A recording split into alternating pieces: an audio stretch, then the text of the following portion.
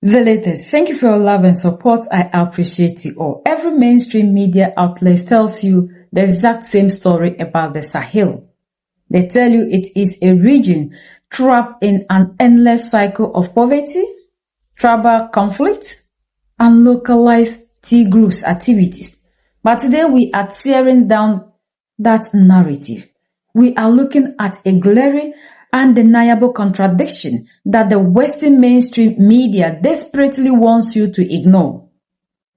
Think about this. How does a region suffering from extreme, crippling poverty, where local village markets literally have nothing to sell but onions, where a family often cannot even afford to buy a single chicken, suddenly become flooded with state-of-the-art military technology? We aren't talking about basic, outdated rifles here. We are talking about brand new luxury 4x4 vehicles equipped with heavy automatic machine. We are talking about highly sophisticated drone technology. According to this Frenchman, he is asking, where does this kind of money come from? According to him, if a population is struggling for basic food security, who is cutting the checks for multi-million-dollar military operations? According to him, the math simple does not add up. The weapons, the logistics, the intelligence, none of it is local. It is impossible for this wealth of destruction to be self-funded. The money is coming from somewhere outside, he said, and today we are going deep into the dark secrets of who is actually pulling the strings, moving the cash, and fueling the fire in West Africa. To truly understand this, we have to look directly at the shifting tides of power, starting with the immense friction between France and the new leadership in the Sahel. Known that we are the Democrats, that we strive to limit. Isn't it the abuse, authoritarian and totalitarian regimes in the world? Especially when they are people supported by the worst. Russia and China. Totalitarian. And authoritarian here I am. I insist on these words because if we use them, we fall into the trap. It's not the people. It's the government. No, I know anyway. These regions there for a very long time. It's not a reference. It's for a long time I've known better. I know a lot of people who said, I took them away for 50 years. I know, the guy didn't understand. I know some who are, it's true, African country. Curious, eh?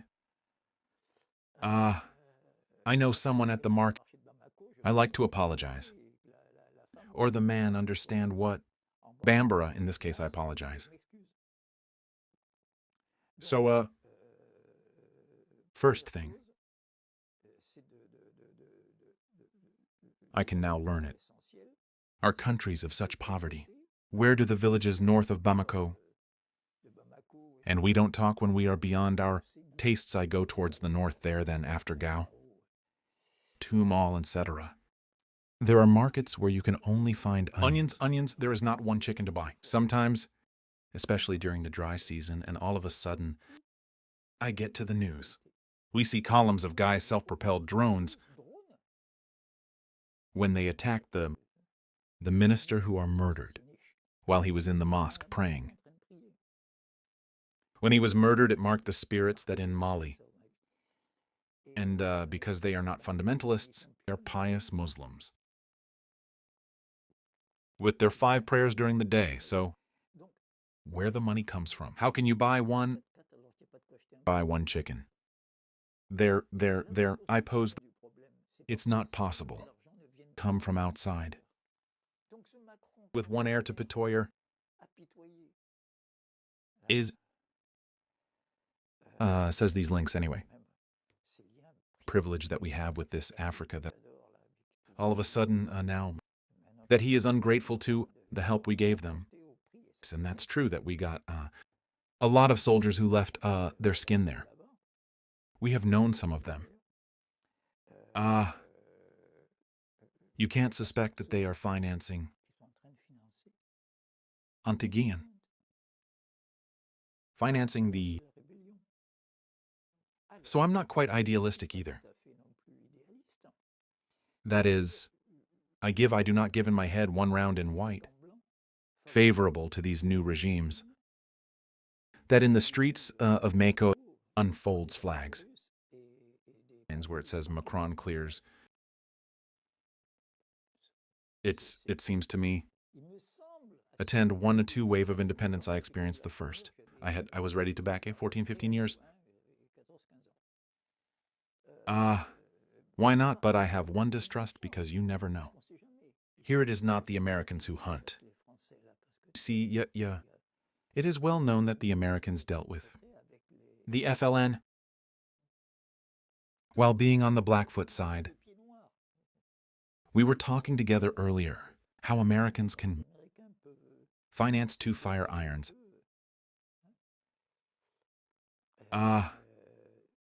So I was on my guard. What dissipated, it was really one national popular, is when they have, you have probably followed, in Niger, who refused to leave Bamako, while he was declared persona. In terms, you do not send 1 new subscription that letters of claim that are accredited or not by the state in which he represents France. It had to stay there.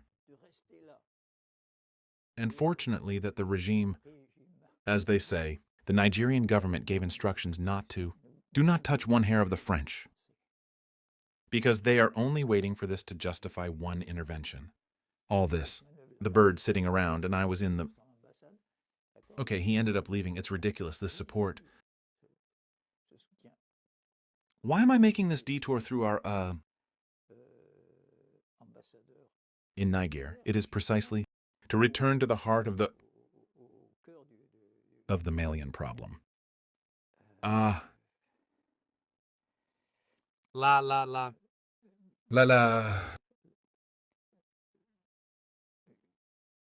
I asked the problem where the money comes from.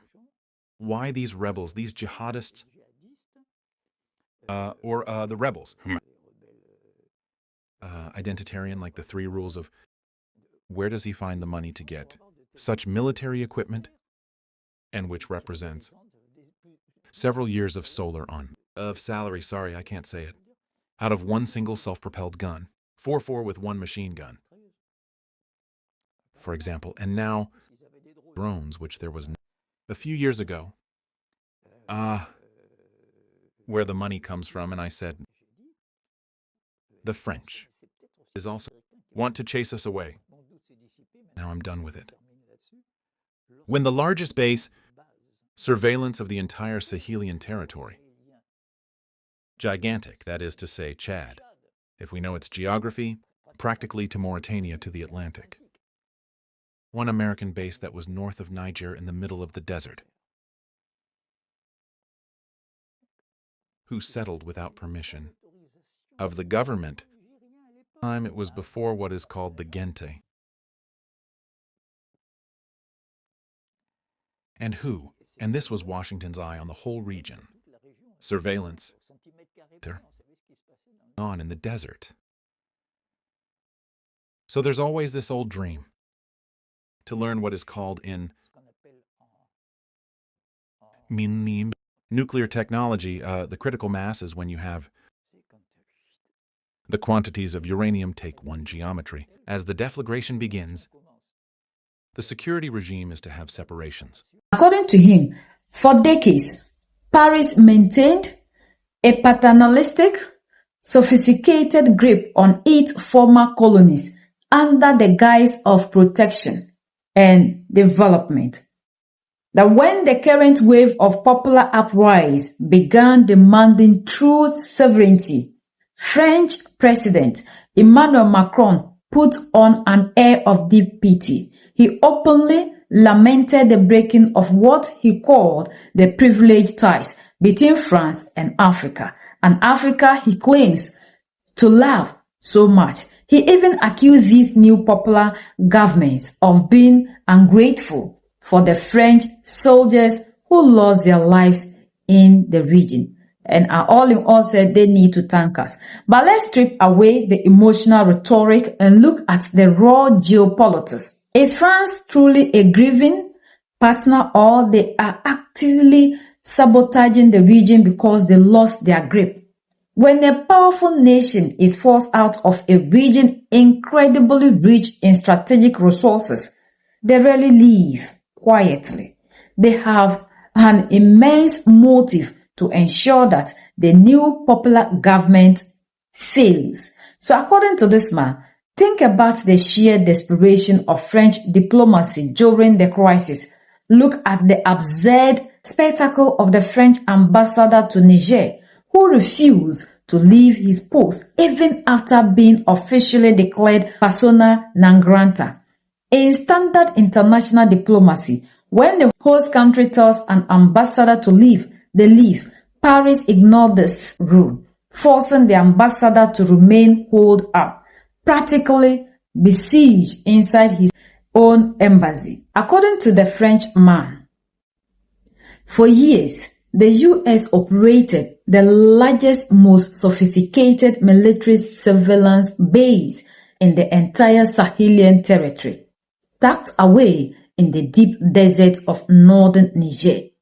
This base wasn't just big, it was a technological monster.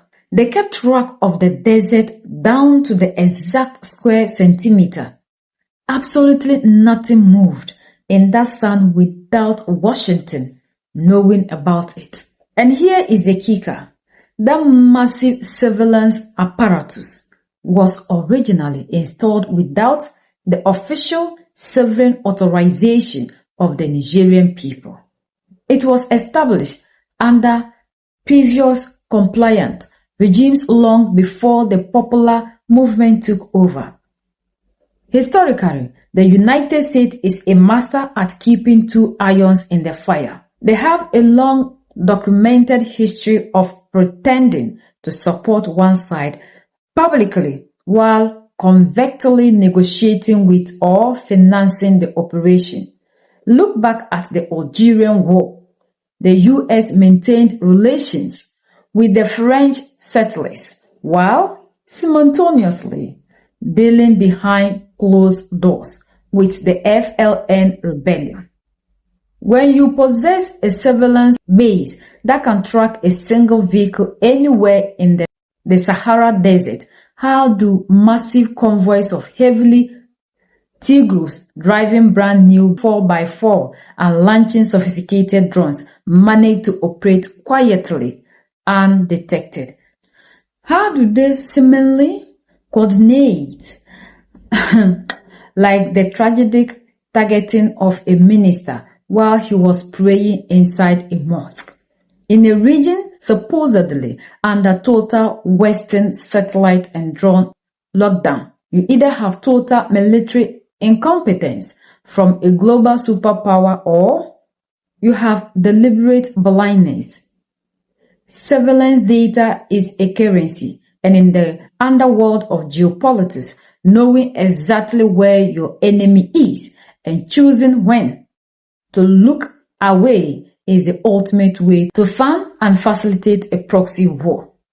What is the ultimate objective behind keeping the Sahel in a permanent state of controlled chaos? Why is the West so terrified of these new popular African governments gaining absolute stability? It all comes down to a concept borrowed from nuclear technology: critical mass. According to him, in the nuclear physics, critical mass is the exact moment when uranium reaches a specific geometry and volume where a massive, unstoppable chain reaction begins. The deflagration starts and energy is unleashed. The man has gone to give us deep insight about things that are happening.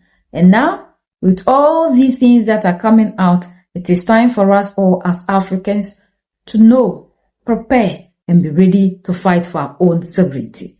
This man has digged and brought a lot of things to light.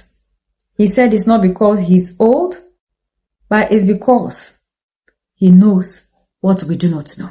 And what we do not understand is what he has given to us. Africa, let's rise up.